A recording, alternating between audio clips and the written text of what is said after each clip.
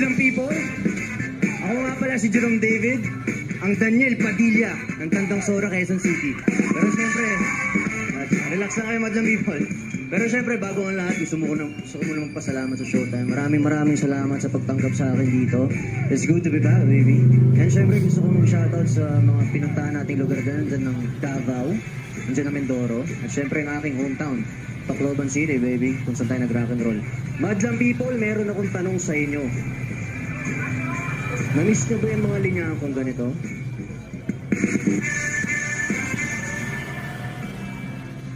Ano bang alam mo sa nararamdaman ko? Alam mo ba yung mga pinagdaanan ko?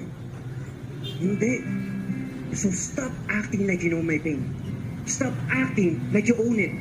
Na pwede mong sabihin sa akin kung kailan ako mag-move on. Kahit si Celine